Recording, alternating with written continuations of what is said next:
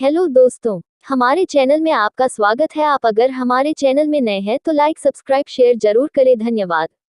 श्री सूत बोले, हे विप्रो, भगवान श्री कृष्ण ने विधि सहित इस एकादशी महात्म्य को अर्जुन से कहा था।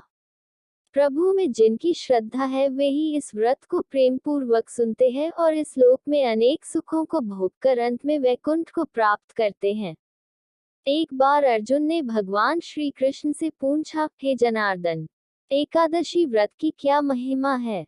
इस व्रत को करने से कौन सा पुण्य मिलता है? इसकी विधि क्या है? सो आप मुझे बताने की कृपा करें।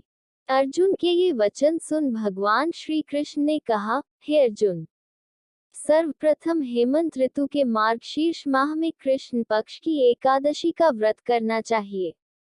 दशमी की संध्या को दातुन करनी चाहिए और रात्रि को भोजन नहीं करना चाहिए। एकादशी को प्रातः संकल्प नियम के अनुसार कार्य करना चाहिए। मध्याह्न को संकल्प पूर्वक स्नान करना चाहिए। स्नान से पूर्व शरीर पर मिट्टी का लेप लगाना चाहिए। स्नान के बाद मस्तक पर चंदन का तिलक लगाना चाहिए।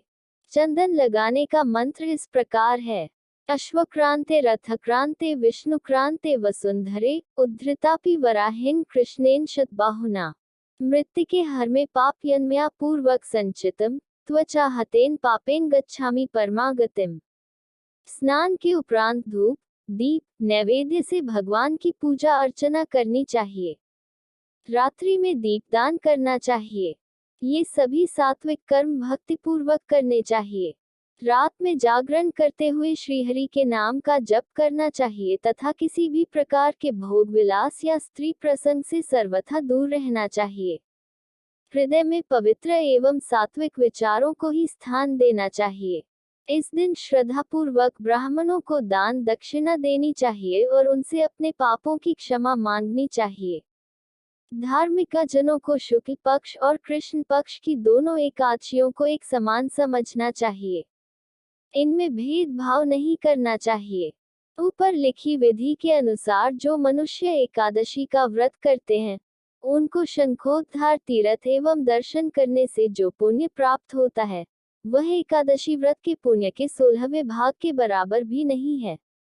हे अर्जुन, व्यतिपात योग में, संक्रांति में तथा सूर्य और चंद्र ग्रहण में दान देने से और कुरुक्षेत्र में स्नान करने से जो पुण्य प्राप्त होता है वही पुण्य मनुष्य को एकादशी का व्रत करने से प्राप्त होता है। हे कुंती पुत्र, जो फल वेद पाठी ब्राह्मणों को 1000 गोदान करने से प्राप्त होता है उससे 10 गुना अधिक पुण्य एकादशी का व्रत करने से मिलता है। 10 श्रेष्ठ ब्राह्मणों को भोजन कराने से जो पुण्य प्राप्त होता है वह एकादशी के पुण्य के 10वें भाग के बराबर होता है। निर्जल व्रत करने का आधा फल एक बार भोजन करने के बराबर होता है। अतः एकादशी का व्रत करने पर ही यज्ञ दान तप आदि मिलते हैं, अन्यथा नहीं। अतः एकादशी का व्रत अवश्य ही करना चाहिए।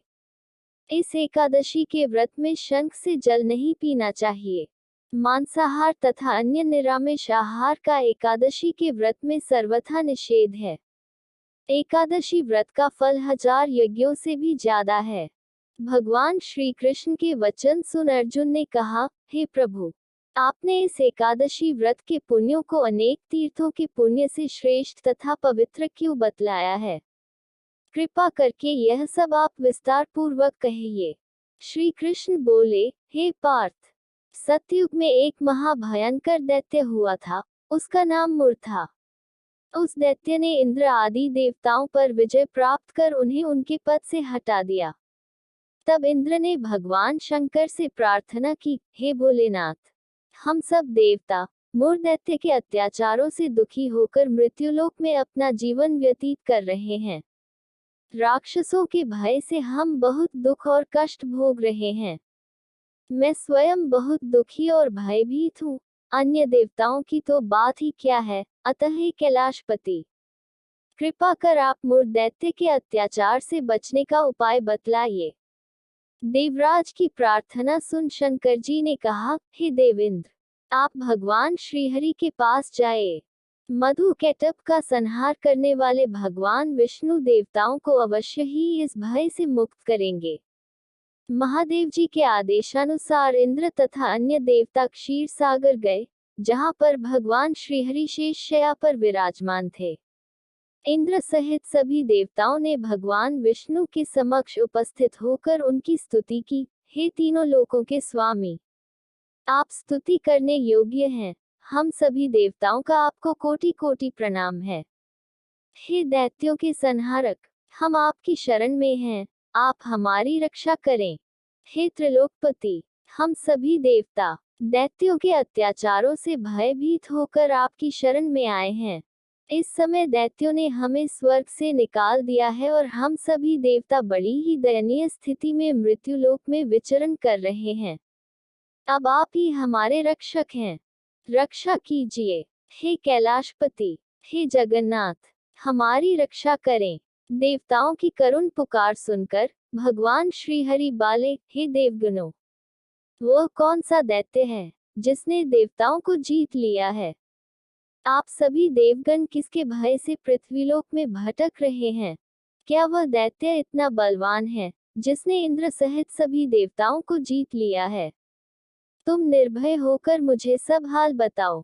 भगवान विष्णु के इन स्नेहमयी वचनों को सुनकर देवेंद्र ने कहा, हे प्रभु, प्राचीन काल में ब्रह्मवंश में उत्पन्न हुआ नाड़ी जंगम नाम का एक असुर था, जिसका मुर नामक एक पुत्र है, जो चंद्रवती नामक नगरी में निवास करता है, जिसने अपने बल से मृत्युलोक और देवलोक को जीत लिया है और सब देवताओं को देवलोक से निकालकर अपने दैत्य कुल के असुरों को इंद्र, अग्नि, यम, वरुण, चंद्रमा आदि लोकपाल बना दिया है।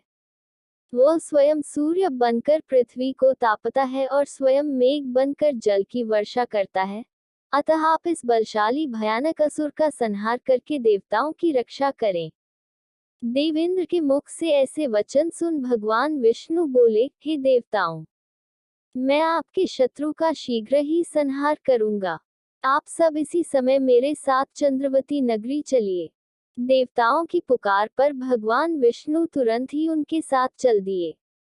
उधर दैत्यराज मुर ने अपने तेज से जान लिया था कि श्री विष्णु युद्ध की इच्छा से उसकी राजधानी की तरफ आ रहे हैं, अतः अपने राक्षस योद्धाओं के साथ वह भी युद्ध भूमि में आकर गरजने लगा। देखते ही देखते युद्ध शुरू हो गया। युद्ध शुरू होने पर अनगिनत असुर अनेक अस्त्रों शस्त्रों को धारण कर देवताओं से युद्ध करने लगे, किंतु देवता तो पहले ही डरे हुए थे। वह अधिक देर तक राक्षसों का सामना न कर सके और भाग खड़े हुए। तब भगवान विष्णु स्वयं युद्ध भूमि में आ गए। दैत्य पहले से भी ज्यादा जोश में भरकर भगवान विष्णु से युद्ध करने लगे। वे अपने अस्त्र शस्त्रों से उन पर भयंकर प्रहार करने लगे। दैत्यों के आक्रमण वारों को श्री विष्णु अपने चक्र और गदा के प्रहारों से नष्ट करने लगे। इस युद्ध में अनेक दैत्य सदा के लिए मृत्यु की गोद में समा गए, किंतु दैत्यराज मुर भगवान विष्णु के साथ निश्चल भाव से युद्ध करता रहा। उसका तो जैसे अभी बाल भी बांका नहीं हुआ था। वह बिना डरे युद्ध कर रहा था। भगवान विष्णु मुर को मारने के लिए जिन जिन शस्त्रों का प्रयोग करते, वे सब उसके तेज से नष्ट होकर उस पर पुष्पों के समान गिरने लगते। अनेक अस्त्रों शस्त्रों का प्रयोग करने पर भी भगवान विष्णु उससे जीत न सके। तब वे आपस में मल्ल युद्ध करने लगे। भगवान श्रीहरि उस असुर से देवताओं के लिए सहस्र वर्ष तक युद्ध करते रहे, किंतु उस असुर से न जीत सके। अंत में भगवान विष्णु शांत होकर विश्राम करने की इच्छा से बदरिकाश्रम स्थित 38 कोस लंबी एक द्वार वाली हेमवती नाम की एक गुफा में प्रवेश कर गए। हे अर्जुन, उस गुफा में प्रभु ने शयन किया। भगवान विष्णु के पीछे पीछे वह दैत्य भी चला आया था। भगवान श्रीहरि को सोता देखकर वह उन्हें मारने को तैयार हो गया।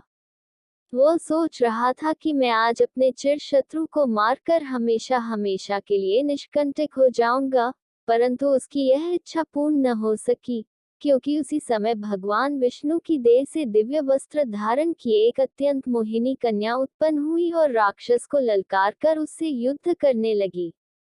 उस कन्या को देखकर राक्षस को घोर आश्चर्य हुआ और वह सोचने लगा कि यह ऐसी दिव्य कन्या कहाँ से उत्पन्न हुई, और फिर वह असुर उस कन्या से लगातार युद्ध करता रहा, कुछ समय बीतने पर उस कन्या ने क्रोध में आकर उस दैत्य के अस्त्र शस्त्रों के टुकड़े टुकड़े कर दिए, उसका रथ तोड़ डाला। अब तो उस दैत्य को बड़ा ही क्रोध आया और वह सारी मर्यादाएं भंग करके उस कन्या से मल्लयुद्ध करने लगा। उस तेजस्वी कन्या ने उसको धक्का मारकर मूर्छित कर दिया और उसकी मूर्छा टूटने से पूर्व ही उसका सिर काटकर धड़ से अलग कर दिया।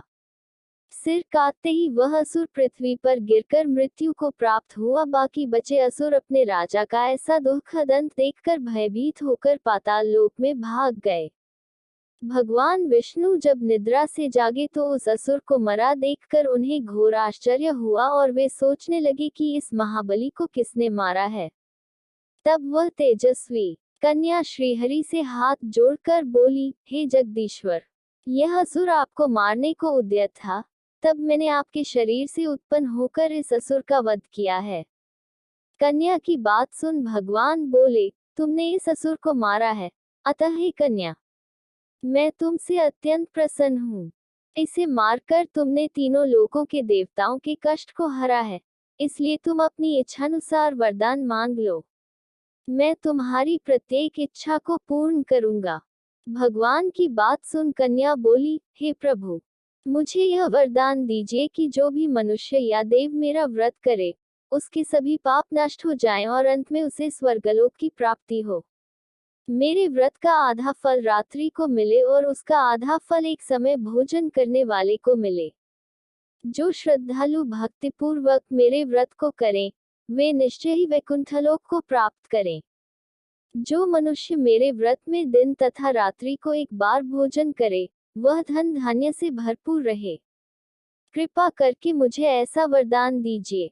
भगवान श्रीहरि ने कहा, हे कन्या, ऐसा ही होगा। मेरे और तुम्हारे भक्त एक ही होंगे और अंत में संसार में प्रसिद्धि को प्राप्त होकर मेरे लोक को प्राप्त करेंगे। हे कल्याणी, तुम एकादशी को पैदा हुई हो, इसलिए तुम्हारा नाम भी एकादशी हुआ, और क्योंकि तुम मेरे अंश से उत्पन्न हुई हो, इसलिए संसार में तुम उत्पन्ना एकादशी के नाम से जानी जाओगी। तथा जो मनुष्य इस दिन व्रत करेंगे, उनके समस्त पाप समूल नष्ट हो जाएंगे। तुम मेरे लिए अब तीज, अष्टमी, नवमी और 14 से भी अधिक प्रिय हो। तुम्हारे व्रत का फल सब तीर्थों के फल से भी महान होगा। यह मेरा अकाट्य कथन है। इतना कहकर भगवान श्रीहरि उसी स्थान पर अंतर्धान हो गए। श्री कृष्ण ने कहा, हे पांडु पुत्र, एकादशी के व्रत का फल सभी व्रतों व सभी तीर्थों के फल से महान है।